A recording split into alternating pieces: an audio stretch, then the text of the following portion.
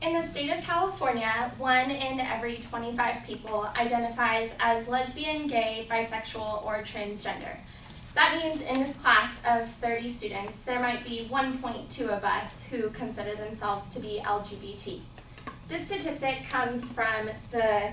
Center for Disease Control and Prevention, and as a girl who likes girls, it's disappointing to me that the most recent statistic for LGBT people comes from a group whose job it is to identify abnormalities that might be harmful to the human race. I don't feel like I'm harmful to the human race, but I think we all know how it feels to have someone look at you and say that there's something that's not quite okay with how you are. That's why I believe that the most important thing that I can share with you today is that I'm a part of that 4% of people in our state who considers themselves to be LGBT. My name is Cassie, and I'm 20 years old, and when I was 14 years old, I met the girl who is now my girlfriend. Her name is Elizabeth, and she's without a doubt the best thing that's ever happened to me. She's definitely the reason that I'm sure about my sexuality now, and it's a big part of who I am today. So as much as I try to not judge people based on who they are, I secretly get a little excited when someone's like, oh yeah, I have a boyfriend and they're a boy, or someone's like, oh yeah, I have a girlfriend and they're a girl, and I'm like, oh my gosh, we have something in common. So I feel like what identifying as LGBT has given me is that I feel like I try to look for similarities with people before I look for the differences. So that's been a really important part of my life. I love to wear dresses and I love to do my makeup, and I'm terrible at playing sports, so I feel a little out of place with the whole girls water polo team and softball players and soccer players. But I feel like sometimes I wish I knew how to build things at Home Depot, or play softball, or look good in snapbacks and baseball hats. So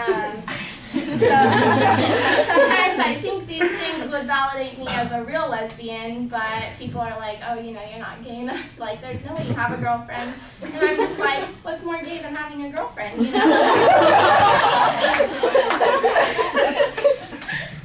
So you see, I once thought that I would be content marrying a man and having a family, but now I realize that that's a little bit different, and that's not who I really am. So after casually dating a few boys in high school, Liz and I both realized that we had kind of spent the past few years falling in love with each other, and so we sort of became open to that within the past couple of years, and for the last year has been the most terrifying and confusing and exciting year of my life.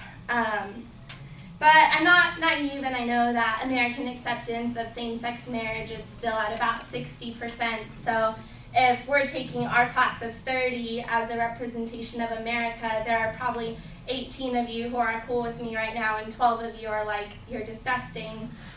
which I hope isn't the case, especially because this is a college population, so I feel like we don't really represent that 40% who's still like, no, that's not okay. But the way I just want to end by saying is that I really do hope you know that I look for similarities before differences, and that's how I've always tried to be, but especially more so recently. And I just feel like the only proper way to end is by quoting Macklemore and saying that,